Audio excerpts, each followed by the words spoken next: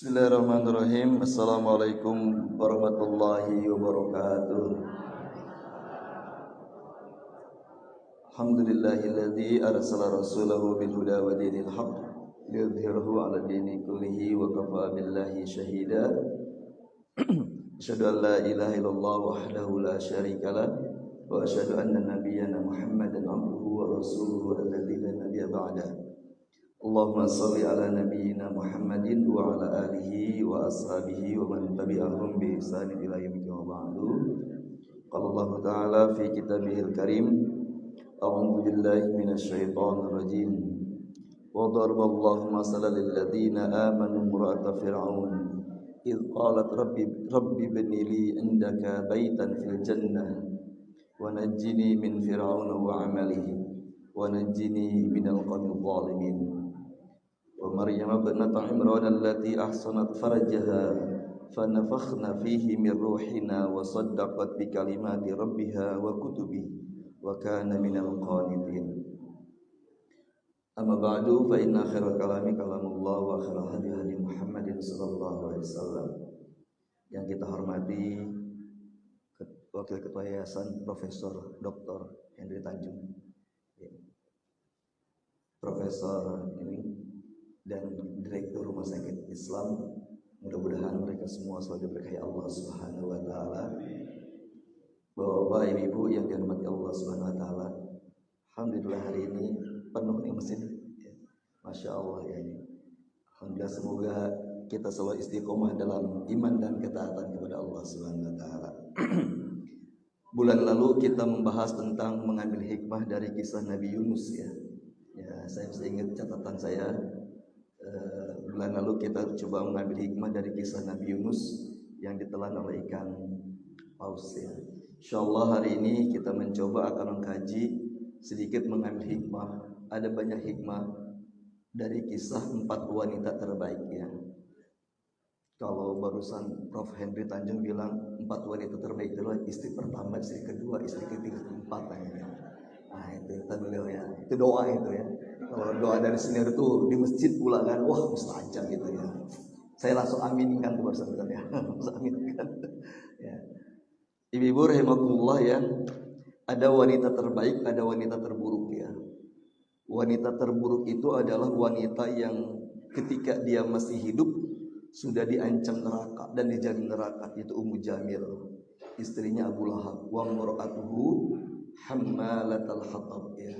Ada 2 manusia yang masih hidup sudah divonis neraka oleh Allah ya, yaitu Abu Lahab dan istrinya Ummu Jamil ya. Maka Rasulullah SAW tidak pernah lagi berdakwah kepada mereka berdua ya. Kenapa? Karena mereka sudah divonis neraka oleh Allah Subhanahu wa taala dengan surat Al-Lahab ya.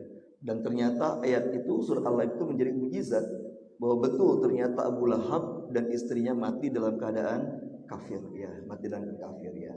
Insyaallah next kita akan bahas ambil hikmah dari 2 manusia itu insyaallah ya. Hari ini kita akan membahas justru wanita terbaik ya. Semoga ibu-ibu di sini jadi followernya ya insyaallah ya.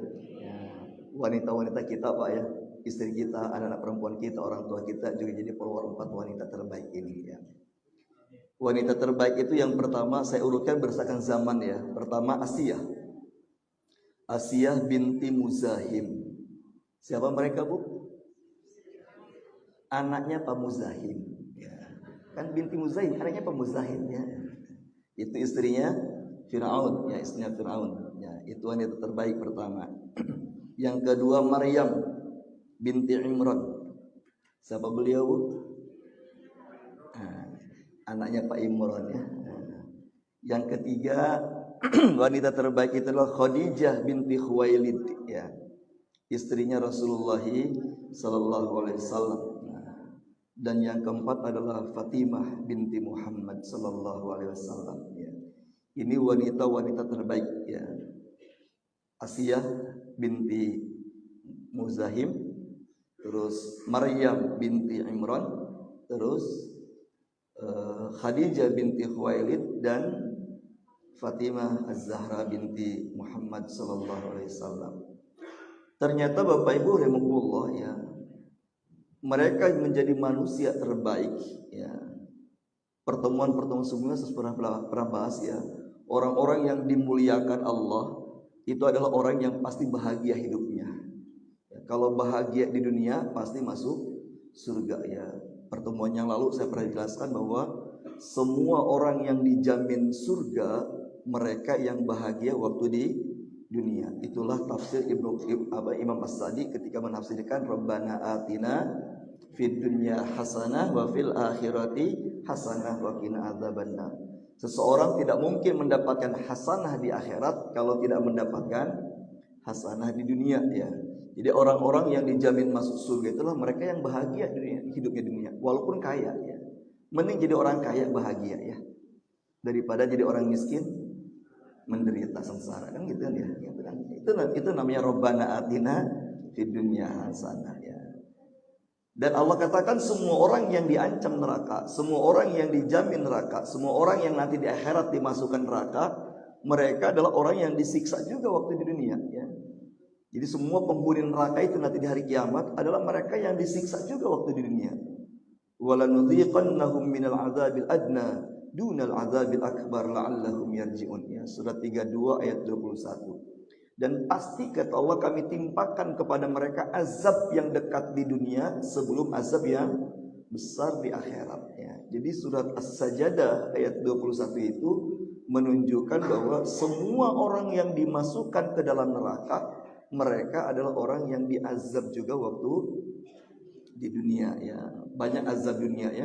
Ada tidak pernah merasa puas, selalu dihantui ketakutan dalam perkara dunia, malas ibadah ya, banyak berbuat dosa ya, diberikan keturunan yang berakhlak buruk anak-anaknya, terus juga stres ya, depresi, kecewa, putus asa ketika tertimpa masalah. Ya, itu sudah saya pernah jelaskan juga ya. Imam Hasan Al-Basri menjelaskan di antara betul-betul azab dunia. Ya, orang-orang yang tidak pernah merasa puas adalah mereka orang-orang yang tidak bersyukur. Dan jelas itu bagian dari akan diazab di akhirat. Nah, 4 wanita terbaik ini berarti mereka wanita yang paling bahagia ya. Saking bahagia mereka gak pernah tuh ibu ya, mereka bikin status ngeluh di medsosnya ya. Ya, gak pernah ada tuh ya.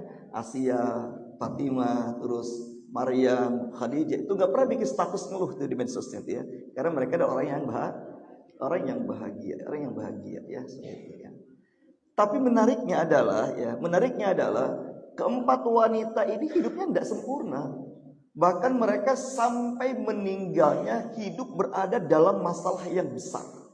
Ya, sampai meninggalnya mereka hidup berada dalam masalah yang besar. Ya. Tapi mereka ternyata bahagia. Ya. Makanya kalau kita tidak bahagia, ingatlah 4 wanita ini ya. Mereka hidup dalam masalah yang besar. Yang pertama adalah Asiyah binti Muzahim. Dia hidupnya bahagia. Masalah besarnya adalah punya suami yang paling jahat di muka bumi ini, yaitu Firaun. Ya, Firaun. Ya. Coba Bu, ibu bisa ngebayangkan gak Bu? Bukan bapak ibu ya. Ibu ngebayangkan Bu kalau ada seorang istri hidup bersama suami yang jahatnya minta ampun, sangat jahat. Kira-kira dalam bayang kita bahagia atau tidak bahagia? Ya, gak akan bahagia ya. Langsung keluar lagu Betaria Sonata Bu ya. Apa itu? Ya, pulangkan saja ya pada ibuku atau ayahku. Nah, keluar lagi itu kan ya. Tapi ternyata kan Asia bahagia ya. Bahkan dalam riwayat dikatakan bahwa Asia itu meninggalnya di tangan Firaun kan, dibunuh oleh Firaun kan ya. Tapi ternyata Asia nggak pernah tuh membuat keluhan ya, menyesal menikah dengan budak Firaun ya. Firaun itu orang Padang Bang Henry ya. Ya, orang Padang ya, Padang pasir ya. Padang pasir. Ini jadi Asia itu bahagia walaupun punya suami yang jahat. Maka ibu-ibu ya, kalau ibu-ibu punya suami yang kurang baik ya dan tidak bahagia, ingat aja Asia ya. Ya, ingat aja Asia. Asia lebih jahat. Yakin suami-suami ibu-ibu di sini adalah orang baik semuanya ya. Kalaupun pernah kurang baik ya tidak sejahat Firaun ya. Makanya pernah saya jelaskan kan jurusnya, kalau ibu lagi kesal sama suami, duduk bertasbih, subhanallah, subhanallah. Kan begitu ayat yang mengatakannya, surat Al-Hijr ayat 97 98, kalau lagi kesal itu perbanyak bertasbih. Ya, Allah katakan kalau lagi kesal itu banyak istighfar, banyak bertasbih. Walaqad na'lamu annaka yadhiqu sadruka bima yaqulun fasabbih bihamdi rabbika wa kum minas sajidin. Ya. Jadi kalau ibu lagi kesel sama suami ya, perbanyak bertasbih. Ya, setelah itu tepak jidat 3 kali. 1, 2, 3. Setiap tepak jidat bilang begini, suami gua bukan Fir'aun, suami gua bukan Fir'aun. Nah, gitu kan ya. Gitu kan ya. Ya, Masya Allah ya. Saya punya kisah nyata ya. Saya punya kisah nyata orangnya masih hidup. Dan beliau pasien tetap RSI. Ya, tapi nggak sebut namanya. Ada seorang istri bu sangat galak sama suami, jahat sama suaminya. Karena dia bilang suami saya Ustaz nyebelin orangnya. Ya, suami saya orangnya nyebelin ya, sangat nyebelin. Kebayang dong Bu ya, dia bilang Ustaz saya kalau bangun suami pakai gelas lempar katanya. Ya, saking nyebelin tuh suaminya. Ya, saking nyebelinnya ya. Jadi kalau bangun itu saya nggak pakai lagi mulut, Ustaz ambil gelas, ambil barang, saya lempar ke dia katanya. Saking nyebelinnya, bayangkan. Padahal itu kan ngaji. Hebatnya ibu ini adalah rajin puasa Senin Kamis dari sejak gadis. Ya, sejak gadis, Masya Allah ya. Tapi gak ngaruh terhadap akhlaknya. Dia bilang nyebelin. Saya panjang cerita ke dia tentang bagaimana Asia punya suami Fir'aun. Ya, saya panjang cerita banyak tentang bagaimana Asia tidak pernah merasa sebel gitu loh ya, punya suami kayak Fir'aun, gak pernah ngeluh, gak pernah stres kan dia. Ya, di Quran kan cuma digambarkan doa Asia kan cuma dijaga dari kejahatan Fir'aun dan dibangunkan istana di surga kan gitu ya. Cuma itu aja doa soal Asia. Nggak ada misalkan mengeluh dan sebagainya ya. Nah saya ceritakan panjang lebar beberapa kali pertemuan tuh ya, beberapa kali pertemuan. Masya Allah sampai akhirnya dia berubah. Ya, alhamdulillah dia berubah ya, berubah. Ya ibu itu berubah, nyadar. Saya bilang sebanyak apapun ibu beribadah ya, kalau nggak ada ridho suami nggak bisa masuk surga. Surganya istri adalah ridhonya suami. Saya bilang kalau suami ibu sedang tidak ridho sama ibu, ya, kalau ibu meninggal dunia, bisa nggak dimaafkan sama suami? Bisa nggak? Ibu sedang tidak diridhoi suami nih, ibu sedang tidak diridhoi suami, tiba-tiba ibu meninggal dunia, kira-kira dimaafkan nggak sama suami ibu? Insya Allah dimaafkan. Maksudnya dimaafkan. Tapi yang repot adalah kalau ibu sedang tidak diridhoi suami yang meninggal dunia, gimana minta maafnya bu? Nah, nggak bisa minta maafnya. Ya, kan nggak tahu umur itu kan bu ya. Kan nggak tahu umur itu kan bu ya. Tapi kan Ustadz kan ada cerita kan bu ya. Yang sakit-sakitan suami yang meninggal tetangga sebelahnya kan ada juga kayak gitu kan ya. Tetangga sebelahnya kan ya. Nah, kan gitu. Jadi sakit meninggal itu tidak sakit ya. Saya bilang bu nggak ada nilainya. Ibadah ibu nggak ada nilainya. Sama sekali nggak ada nilainya. Ya. Bahkan saya punya jamaah ya sudah meninggal semoga Allah ampunkan dosanya. Dia 10 tahun tidak pernah bertegur sapa dengan suaminya, tidak pernah melayani apapun ke suaminya 10 tahun. Ya, dia cerita sendiri sama saya. Ya, rumahnya 2 lantai, suami lantai pertama, istri lantai kedua. Jadi masing-masing 10 tahun, bayangkan coba. Ya. Oh, saya jelaskan panjang lebar bahwa tidak ada nilainya ibadah seorang perempuan kalau nggak ada ridho suami. Bu, ibu setuju tidak setuju bu? Ulama sepakat. Jika suami istri berselisih faham, maka istri yang wajib minta maaf duluan, walaupun yang salah suami. Bayangkan jauh ya. Oh ini ngebela suami nih ya. Nah, tenang, nanti tenang ada bab untuk suami, tenang ada bab untuk suami. Ya. Jadi suami istri yang berselisih faham sampai ribut ya, siapapun yang salah istri wajib minta maaf duluan kepada suaminya. Ya wajib. Kenapa demikian bu? Kenapa demikian bu? Kenapa demikian bu? Rasul mengatakan dalam hadis yang sahih ya, salasun la turfa'u salatuhum fawqa ru'usihim shibran, kata Nabi. 3 kelompok manusia yang sholatnya tidak naik ke langit walau cuma 1 jengkal.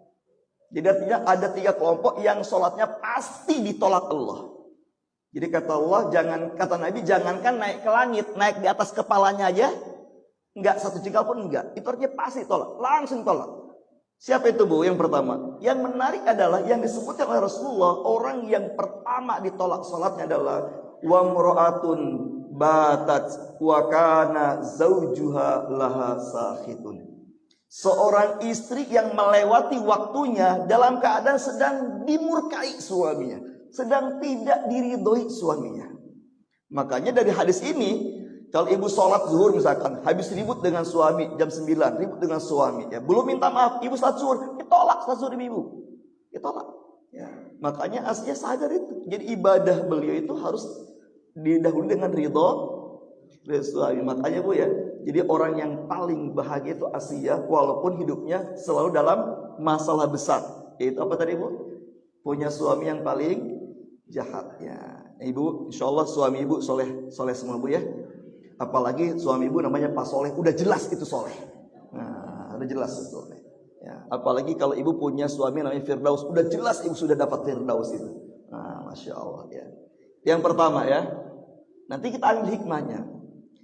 Itu yang pertama. Jadi Asia dia bahagia menjadi wanita terbaik, padahal hidupnya penuh dengan masalah, itu punya suami yang paling jahat. Ya, makanya Betaria Sonata itu Bu, kalau dia belajar kisah Asia, nggak mungkin tuh bikin lagu itu Bu ya. Pulangkan saja aku pada ibu, nggak akan bertahan dia, insya Allah ya. Akan bertahan dia, sulit ya. Ini yang pertama ya. Yang kedua siapa tadi? Maryam. Maryam orang yang terbaik ya, bahkan disebut penghulu surga nanti. Ya, Maryam itu Bu hidupnya juga penuh dengan masalah ya.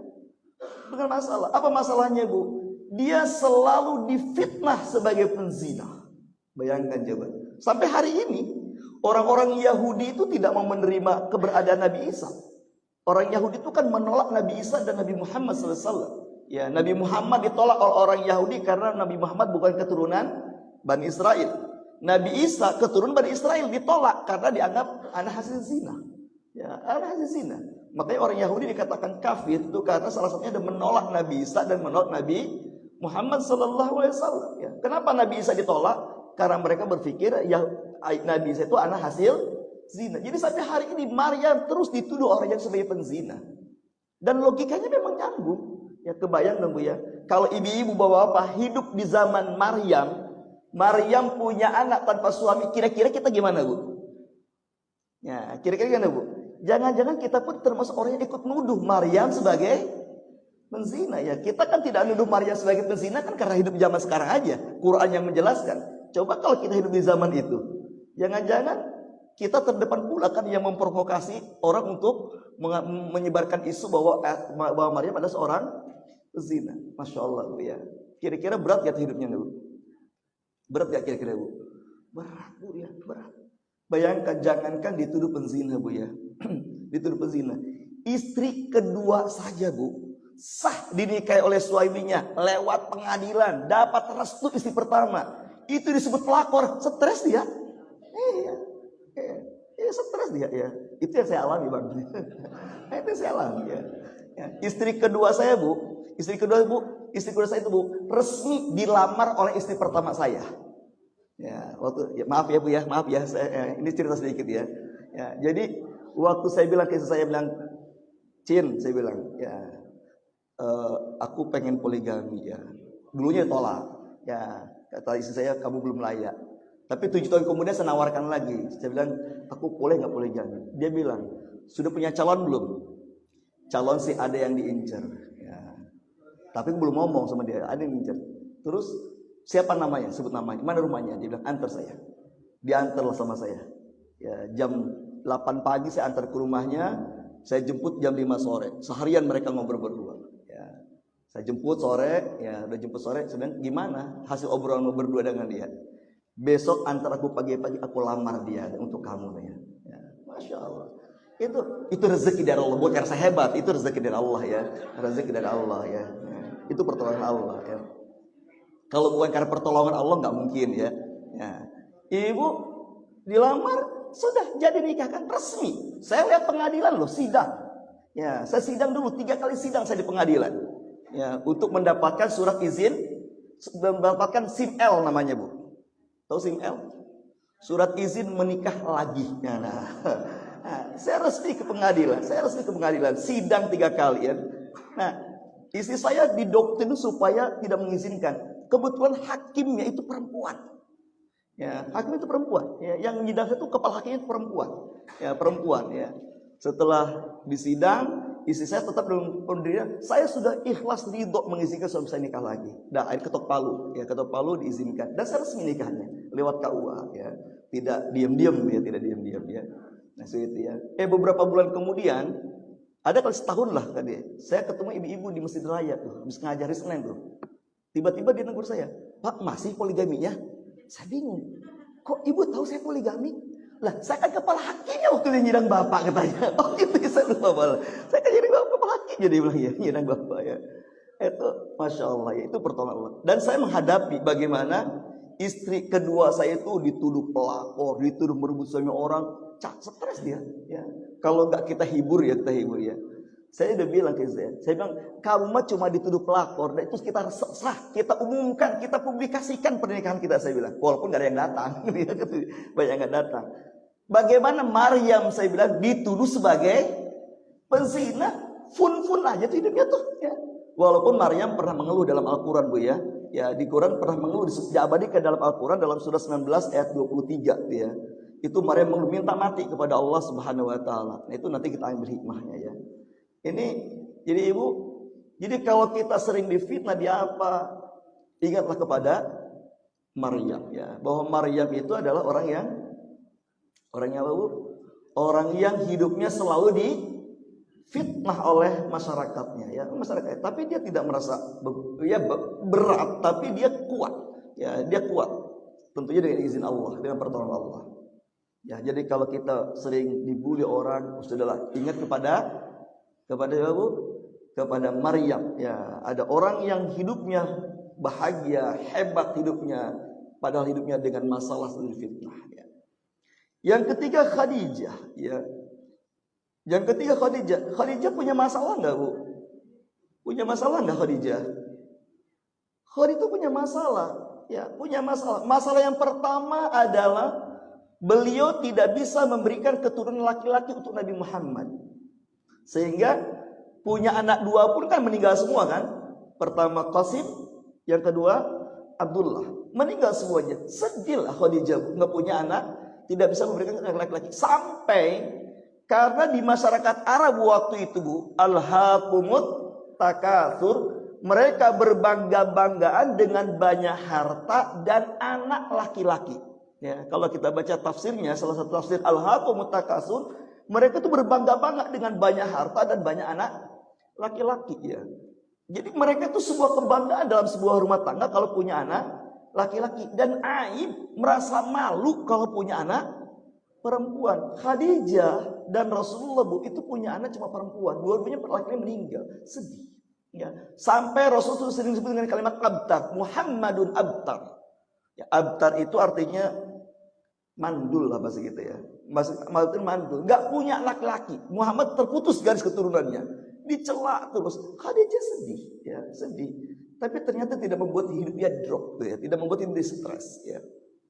Yang kedua Bu, Khadijah itu masalahnya suaminya itu selalu dibully, diintimidasi, dipersekusi, dizalimi oleh orang kafir. Kebayang dong Bu ya, seorang istri harus mendampingi seorang suami yang terus dizalimi Bu. Apa enggak berat tuh buat Khadijah? Ya. Maka Khadijah menjadi wanita terbaik ya. Nah, ini yang ketiga Khadijah Bu ya.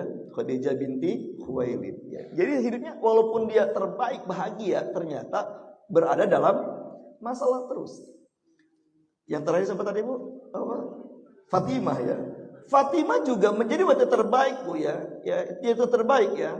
Bahkan Fatimah itu beberapa saat sebelum Nabi meninggal dunia sudah dikabarkan oleh Rasulullah SAW bahwa Fatimah itu adalah orang yang pertama akan menyusul kematian Rasulullah dan dia pasti masuk surga. Ya, dijamin surga Fatimah itu. Masalahnya apa yang ada di Fatimah? Fatimah punya masalah hidup yang sangat miskin. Sangat miskin ya, sangat miskin.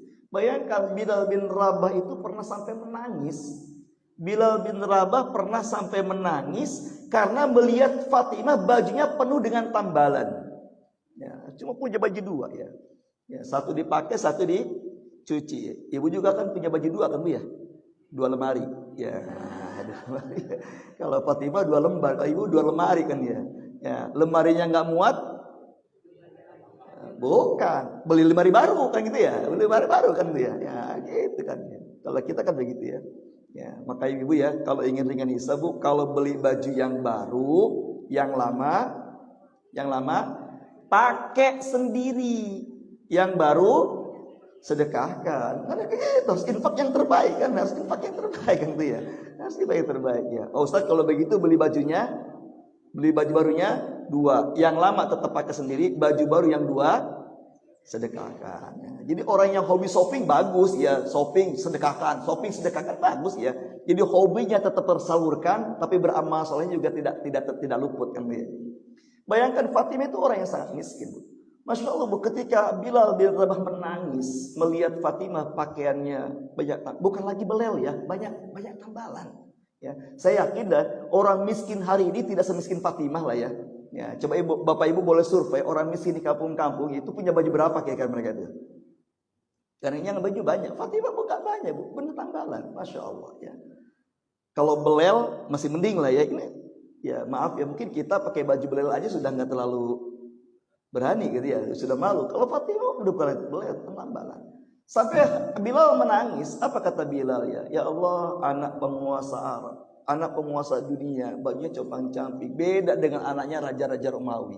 Ya, hidup dalam kemewahan ya. Apa kata Fatimah? Ini kalimat mereka kata Fatimah, Bilal, kamu tahu enggak? Baju yang penuh dengan tambalan ini saja nanti di hari kiamat dihisab, berat hisabnya. Ya, berat hisabnya. Itu Bilal langsung nangis, Bu. Bilal langsung nangis, ya. Apa kata Bilal? Andai saja aku menjadi binatang saja. Ya, andai aku menjadi binatang. Kenapa? Karena binatang itu di hari kiamat tidak dihisab ya, tidak dihisab ya. Nah, ibu-ibu rahimakumullah, jadi kalau hidup kita banyak masalah ya, miskin misalkan, aduh ekonomi susah banget ya. Udahlah, ingat aja Fatimah lah ya. Ya, Fatimah juga hidupnya miskin tapi tidak pernah mengeluh dengan kemiskinannya, ya. Tidak pernah mengeluh dengan kemiskinannya. Ya ngeluh-ngeluh kecil biasa lah manusiawi, tapi kan tidak terus-menerus, tidak sampai berputus asa dalam hidupnya. Nah, ibu, inilah hebatnya 4 wanita terbaik. Maka saya pilih 4 wanita ini karena mereka menjadi wanita terbaik hidup dalam berbagai macam masalah yang berat ya, masalah yang berat ya. Ya, makanya jangan pernah berdoa dijauhkan dari masalah ya. Ya Allah, jauhkan aku dari masalah, enggak ada doanya, Bu ya. Yang ada apa, Bu? La yuka Rabbana wala tahmil alaina isran kama hamaltahu alal ladzina min qablina. Itu yang kita minta. Bukan ya Allah jauhkan aku dari masalah, enggak. Allah cuma mengajarkan doa, ya Allah jangan kau timpakan kepadaku masalah di luar kemampuanku. Itu kalau selama mampu ya silakan aja ya. Selama mampu silakan aja ya. Nah gitu ya. Ya, jadi kita semua ini hidup dalam masalah ya. Pengen enggak punya masalah, Bu? Kapan kita hidup enggak punya masalah? Kapan kalau hidup punya masalah? Nanti di surga mati pun punya masalah kita. Ya, dalam kubur apakah disiksa kan? Orang yang disiksa masalah bukan itu. Makanya kalau ada orang yang punya masalah berat dia bunuh diri, itu orang yang PLG BODO itu. Dia punya masalah berat bunuh diri, itu orang yang paling bodoh itu. Dia menghindari masalah yang kecil menghadapi masalah yang lebih besar lagi. Di dunia kalau kita punya masalah ada yang bantuin enggak kira-kira? Masih ada dalam kubur kalau punya masalah? Siapa yang bantuin, Bu? Sendiri babak belur kita kan ya. Jadi sebetulnya kalau ingin enggak punya masalah nanti di surga. Nah, di surga tidak punya masalah. Bahkan Al-Quran mengatakan dalam surat 14. Surat 14 surat apa itu, Bu? Surat 14. Surat setelah 13 ya. Ya, surat 14. Surat Ibrahim ya. Ayat 22 sampai 24. Allah gambarkan iman itu digambarkan seperti pohon. Ya. Iman itu digambarkan seperti pohon. Logikanya pohon itu semakin tinggi pohon itu maka anginnya makin kencang ya. Jadi semakin tinggi kualitas iman seseorang maka ujiannya makin berat ya, makin berat. Coba ibu-ibu bapak, pernah nggak ada yang dituduh sebagai teroris? Nah, misalkan ya Pak Jenderal Sudirman teroris internasional. Pernah Pak Jenderal? Amerika pula lagi yang nuduhnya gitu. Pernah nggak? Nggak pernah. Kenapa nggak pernah? Kenapa nggak pernah? Allah juga tahu belum kapasitasnya. Ya. Jangan-jangan kalau Ustadz Rofi dituduh sebagai teroris internasional, ya bisa mati berdiri saya gitu ya. Nah, tapi coba-coba ulama-ulama kita kan ya, Abu Bakar Ba'asyir ya, Habib Rizik dituduh dengan berbagai macam intimidasi karena mereka imannya bagus seperti pohon. Kalau akarnya kuat, imannya kuat, sebesar apapun angin bermasalah nggak buat pohon itu? Gak bermasalah. Jadi yakinlah Allah tidak akan pernah memberikan masalah di luar batas kemampuan. La yukallifullahu nafsan illa wus'aha. Allah tidak akan pernah memberikan masalah di luar batas kemampuan kita. Pasti di batas kemampuan kita. Kalau Allah bilang Allah tidak akan pernah memberikan masalah di luar batas kemampuan kita, dan kita merasa tidak mampu dengan masalah, salah Allah atau salah kita? Salah Allah atau salah kita? Jelas salah kita. Jadi Allah katakan Allah tidak pernah memberikan masalah di luar batas kemampuan. Ya. Nah, maka perempuan-perempuan tadi juga insya Allah adalah mereka diberikan masalah di batas kemampuannya. Saya doakan ibu-ibu di sini dan wanita-wanita keluarga kita jadi followernya 4 wanita terbaik ini insya Allah ya. Jadi pengikutnya ya insya Allah ya. Ya insya Allah jadi pengikutnya. Ya kita doakan lah ya. Kita doakan ya insya Allah. Sedih boleh nggak Bu? Boleh. Kecewa boleh nggak?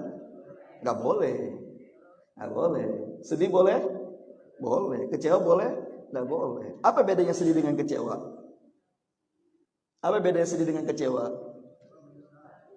Nah, kalau sedih huruf pertamanya S. Kalau kecewa, itu bedanya. Ya Bu, sedih itu Rasulullah menjelaskan dalam hadis Riyadus Shalihin ya, bab sabar. Ya, nanti silakan Bapak Ibu cek ya, hadis Riyadus Shalihin bab sabar ya. Ada 2 hadis yang menjelaskan ya. Ketika Nabi menangis ya, menggendong seorang bayi yang meninggal dunia. Ketika Nabi menangis menggendong Ibrahim, putra beliau dari pernikahannya dengan Maria Al-Qibtiyah meninggal di usia 2 tahun. Nabi menangis. Sahabat bertanya, Nabi kok menangis? Engkau enggak ridho dengan takdir Allah? Jadi persepsi sahabat ketika putranya meninggal Ibrahim menangis, itu Nabi menangis dianggap tidak ridho dengan takdir. Kok ditanya kenapa menangis? Apa kata Rasulullah? Ya, maka dari hadis ini Nabi memberikan definisi sedih. Ya, ya. Coba maaf Bapak Ibu ya. Kalau Benyamin Netanyahu mati dibom sama Hamas, Ibu sedih nggak? Sedih nggak? Kalau Benyamin Netanyahu mati ini misalkan dapat berita Israel tuh, ya, kalau dia mati ternyata sudah mati, Bu. Kira-kira sedih nggak kira-kira? Nggak sedih. Kalau saya jujur aja bahagia saya. Ya, nah, bahagia ya. Gak usah jauh lah. Kalau Donald Trump mati, ya, sedih atau bahagia kira-kira? Kalau saya jujur aja bahagia. Ya, ya. Gak apa-apa nyampe ke Donald Trump, gak apa-apa nih info ini. Ya. Tapi kalau suami ibu, orang terdekat kita meninggal dunia, sedih boleh atau enggak? Wajar enggak?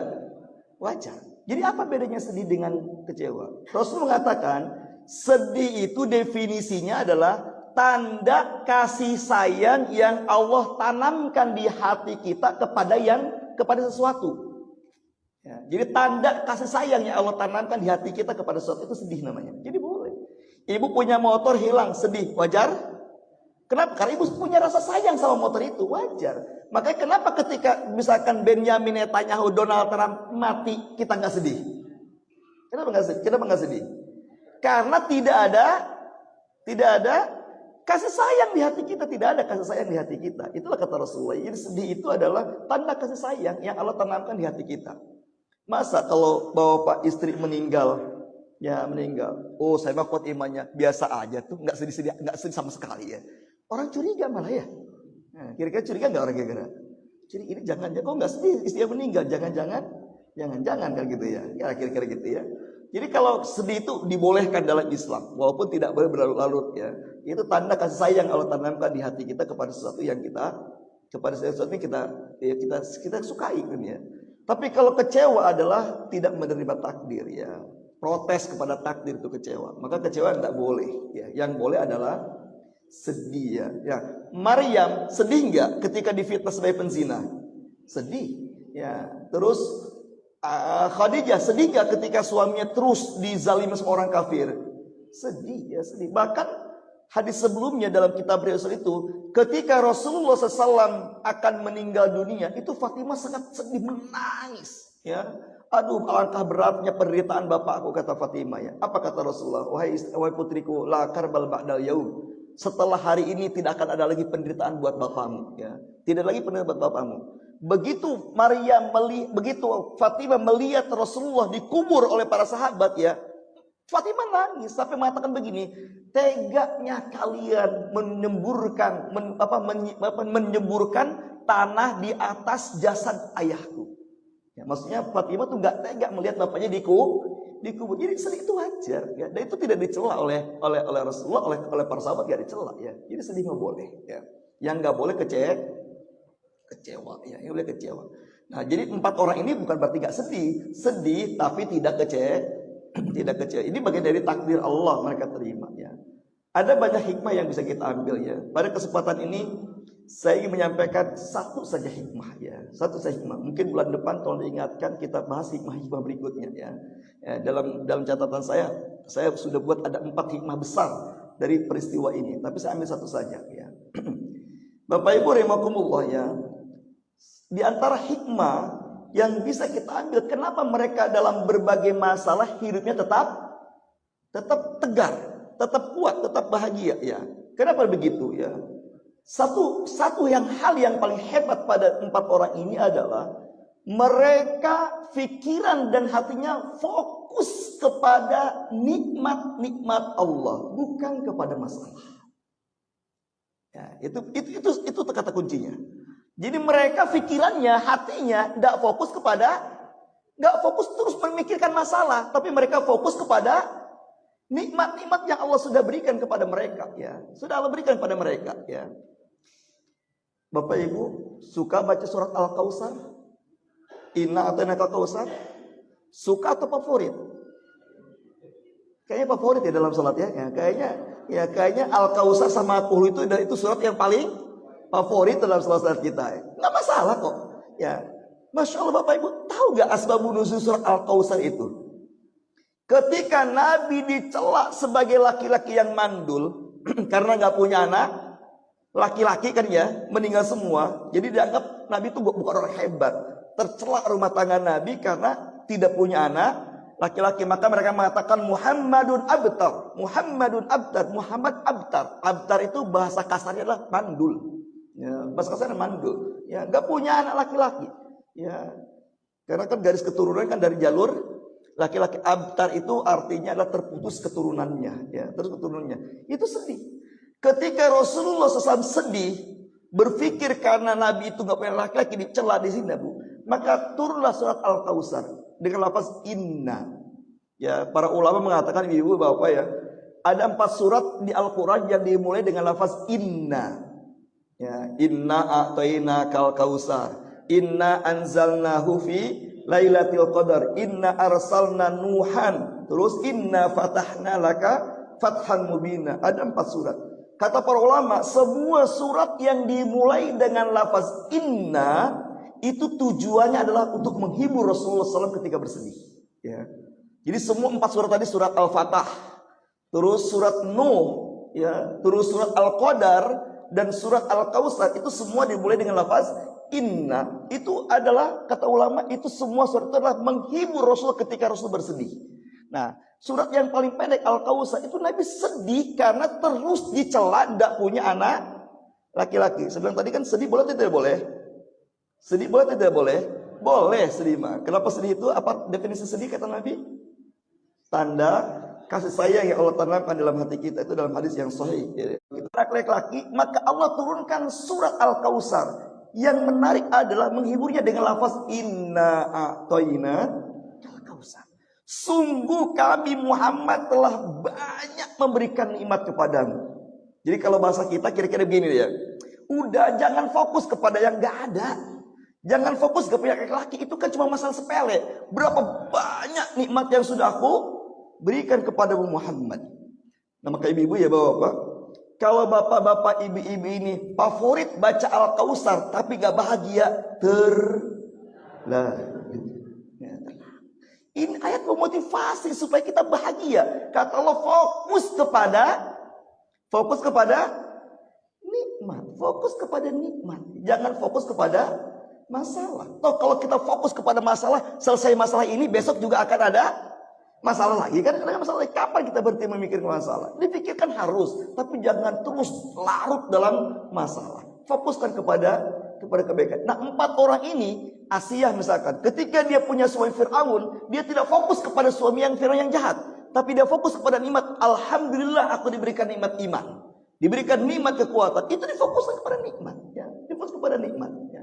Maka Bapak Ibu, ya, jadi fokuslah kepada nikmat, jangan fokus kepada apa?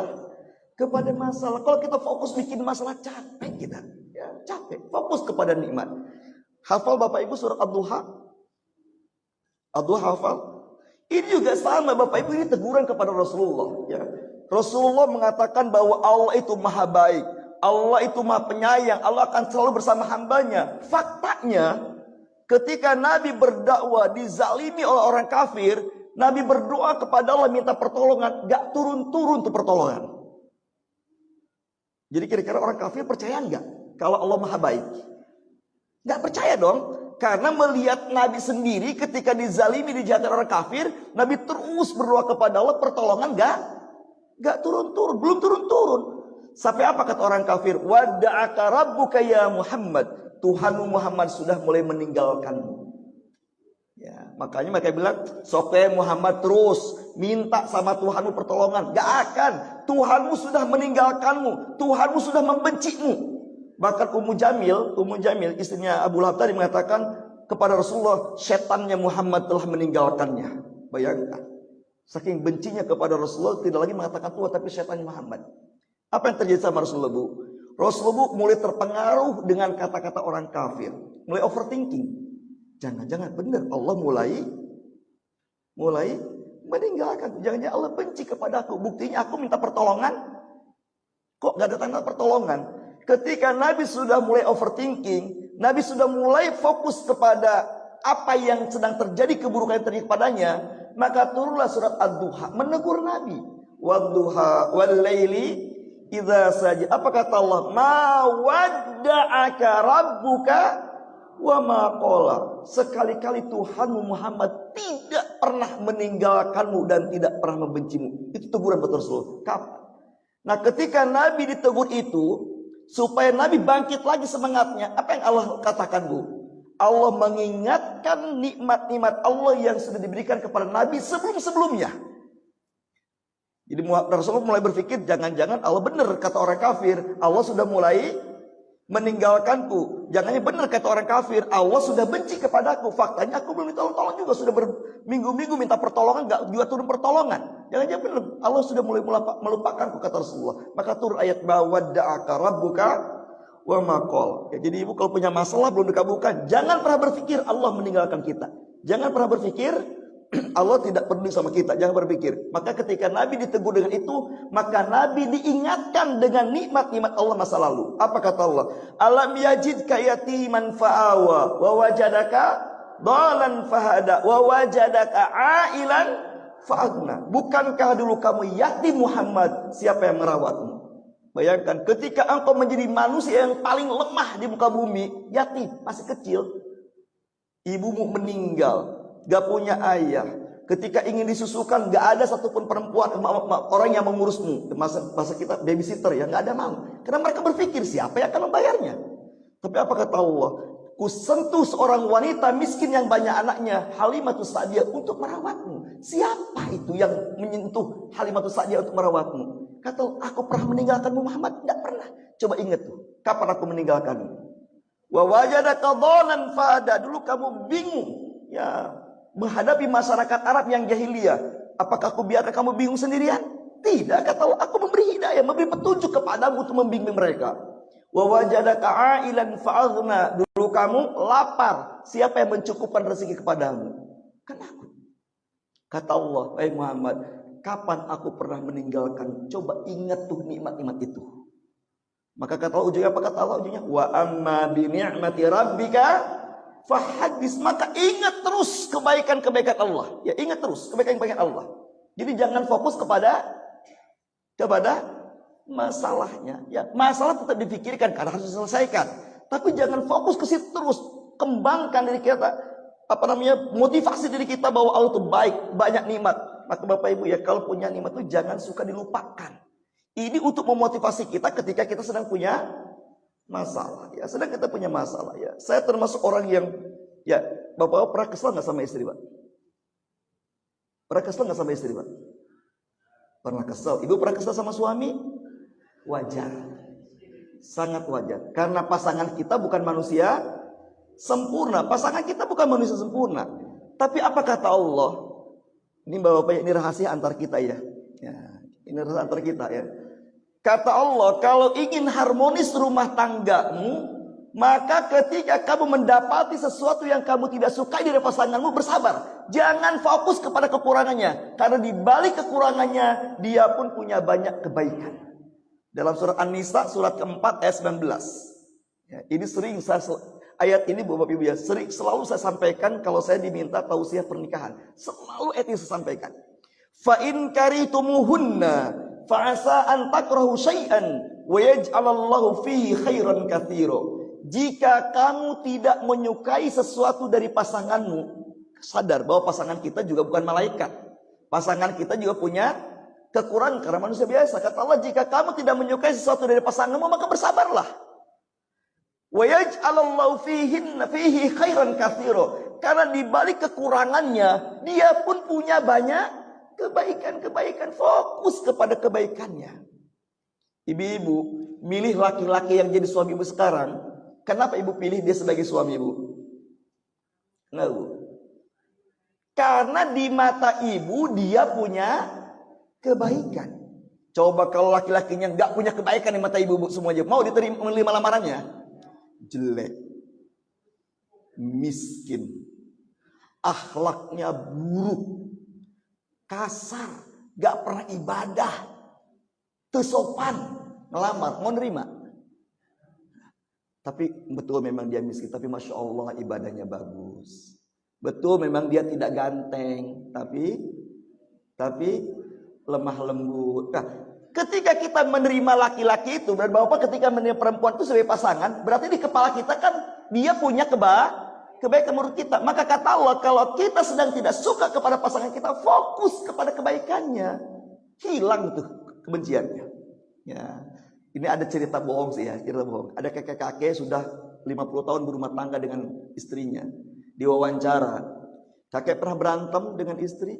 Nggak pernah, alhamdulillah. Oh hebat, emang istri kakek sempurna? Oh enggak, istri kakek banyak keburukan dan kekurangannya. Sebanyak apa keburukan-kekurangannya? Sebanyak bintang di langit, dia bilang. Waduh, banyak banget kekurangannya, kejelekannya. Sebanyak bintang di langit. Banyak banget kejelekan istri saya. Tapi kok kakek hebat bisa bertahan dan gak pernah berantem dengan dia. Padahal punya banyak keburukan istri kakek. Ya, tapi istri saya punya satu kebaikan. Kebaikannya seperti cahaya matahari. Ketika matahari terbit, maka bintang tidak kelihatan, dia bilang. Masya Allah. Sulit kan ya? Jadi artinya ya, itu diperbesar, diterus, dimotivasi. Dia punya kebaikan begini. Itu akan hilang, kedengkian itu akan hilang.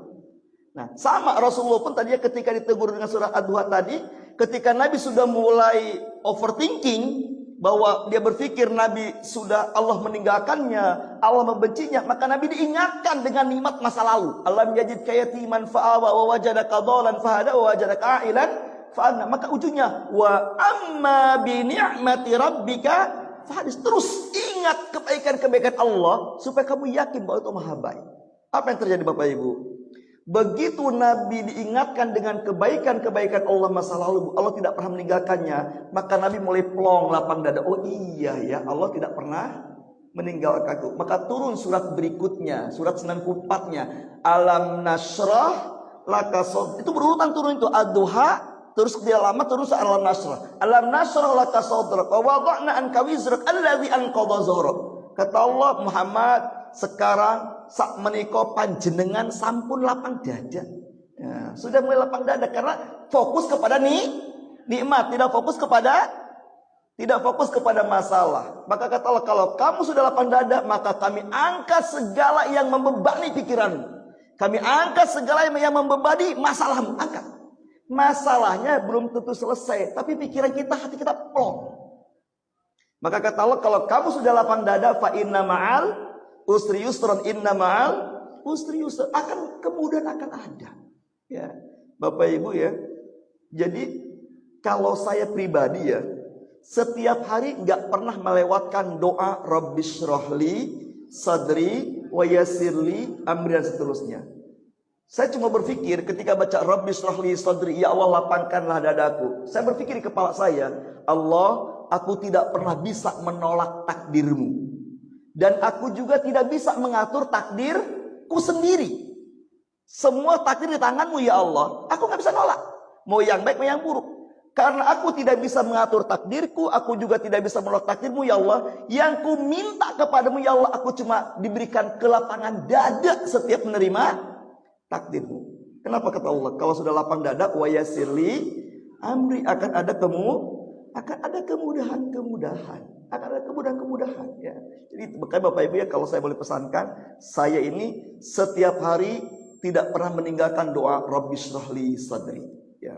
Kenapa? Karena saya ingin terus diberikan lapang dada menerima takdir apapun, supaya akan ada kemudahan-kemudahan dari Allah Subhanahu wa taala ya. Makanya Bapak Ibu, inilah rahasia yang pertama kenapa 4 wanita terbaik ini walaupun mereka hidup dalam berbagai masalah yang tidak pernah berhenti, mereka tidak pernah mengeluh, tetap kuat. Karena mereka fokus kepada apa tadi? Kepada nikmat, tidak fokus kepada masalah. Ya, tidak fokus pada masalah. Bisa Bapak Ibu? Dicoba? Ya, kalau lagi punya masalah, fokus. Allah baik. Buktinya saya dulu dapat nikmat ini, dapat nikmat itu baik. Ya, bahkan dalam doa pun, saya kalau berdoa ya, kalau lagi sudah sangat mendesak doa, ya Allah, Kau Maha baik ya Allah. Dulu Engkau kasih nikmat ini kepadaku, nikmat itu kepada, bahkan aku tidak minta pun kepadamu, Kau kasih ya Allah. Misalkan sebutkan ini. Sekarang aku butuh pertolonganmu ya Allah, pasti Kau kabulkan doaku karena Kau baik. Ya, Kau tidak akan pernah meninggalkanku. Betapa banyak nikmat yang sudah Kau berikan kepadaku. Sebagai penutup Bapak Ibu ya, ini satu ya. Nanti ada hikmah yang berikutnya, nanti kita akan bahas bulan depan. Yang sekarang belajarlah terus kita fokus kepada nikmat Allah. Namanya syukur. Jadi syukur itu fokus kepada nikmat. Makanya kata Rasulullah, kebanyakan umatku yang masuk neraka siapa? Yang paling banyak masuk neraka itu perempuan. Yang sedikit masuk surga laki-laki. Yang paling banyak masuk neraka perempuan. Kenapa perempuan banyak masuk neraka? Karena kata Nabi tidak pandai bersyukur kepada suaminya. Bukan gak sholat, bukan gak ibadah. Mungkin mereka lebih dulu tahajudnya. Mereka bisa rajin, baca Qur'annya rajin dibanding suaminya. Tapi kenapa dia masuk neraka juga? Karena kata Nabi dia tidak pandai bersyukur kepada suaminya. Lalu Nabi jelaskan dalam hadis yang lain apa yang dimaksud tidak bersyukur kepada suaminya. Nabi jelaskan dalam hadis yang lain. Apa definisi istri tidak pandai bersyukur kepada suaminya? Apa kata Nabi? Suaminya setahun berbuat baik, sekali suaminya berbuat salah, itu yang diingat sama istri yang mana? Yang salahnya. Setahun kebaikan dilupakan. Ya, fokus kepada keburukannya. Suami cuma naruh handuk di tempat tidur habis mandi, itu masalah diungkit lagi. Memang papa mah selalu membebani aku hidupnya. Ya, gak pernah mau bantu. Wah ya Allah, tiap bulan ibu ditanggung nafkah. Ya, nah, bapak juga begitu Pak ya. Kalau fokus pada dasar bawel. Kalau fokus kepada bawelnya, kita gak akan kuat menghadapi istri kita Pak. Gak akan kuat. Karena kita fokus kepada keburukannya. Fokuslah kepada kebaikannya. Contohnya apa kebaikannya? Cuma dia yang mau sama aku ya Allah. Ya gitu ya. Pak Dani ya. Ya Allah, cuma dia lah yang mau sama aku ya Allah. Ya, itu kebaikannya kan ya. Nah, cuma dia yang mau sama aku ya Allah. Ya. Gak ada yang lain mau sama aku, cuma dia ya. Itu kan contoh. Kita fokus kepada fokus kepada kebaikannya. Ya. Sebagai penutup Bapak Ibu ya. Kalau kita selalu ingat nikmat Allah, Allah sudah garansikan kita pasti sukses dan bahagia.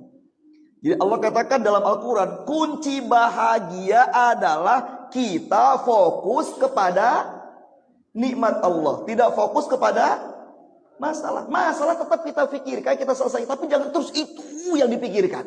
Ya, sampai melupakan nikmat. Anak satu meninggal, sedih, terus sedih. Kan masih ada 15 lagi tuh anaknya masih hidup.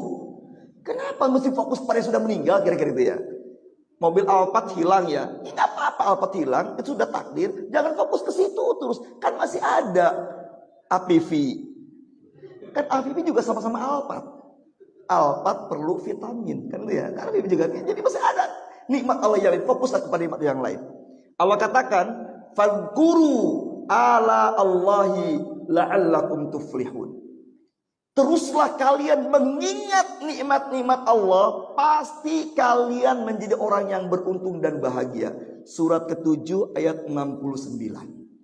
Surat ke-7 Al-A'raf ayat 69 mengajarkan kepada kita, kalau kamu ingin jadi orang yang bahagia, kalau kamu ingin menjadi orang yang beruntung, ya, tidak pernah stres, kunci adalah fokuskan dirimu, ingat nikmat-nikmat Allah. Fazkuru ala Allahi la'allakum tuflihun. Teruslah ingat kebaikan-kebaikan Allah kepada kita, kamu pasti menjadi orang yang bahagia. Ini hikmah yang pertama. Kedua, ketiga, keempat, dan seterusnya insya Allah kita bahas pada pertemuan yang akan datang. Tolong diingatkan Pak Jenderal ya, materi kita masih lanjutan ini ya. Karena saya mencatat, saya membuat yang saya pelajari setidaknya ada 4 hikmah besar yang bisa kita ambil dari kisah ini. Wallahu a'lam bishawab. Semoga kita bisa ngambil pelajaran terhadap kisah 4 wanita yang hidupnya banyak masalah, tapi mereka tegar menghadapi masalah, bahkan mereka menjadi manusia terbaik di sisi Allah Subhanahu wa taala karena fokusnya adalah mereka kepada nikmat dan kebaikan Allah pada dirinya, tidak fokus kepada masalah yang terjadi pada dirinya. Hadanallahu wa iyyakum ajmain. Mohon maaf atas segala kekurangannya. Subhanakallahumma wa bihamdika asyhadu an la ilaha illa anta astaghfiruka wa atubu ilaik. Wa lakum minkum. Wassalamualaikum warahmatullahi wabarakatuh.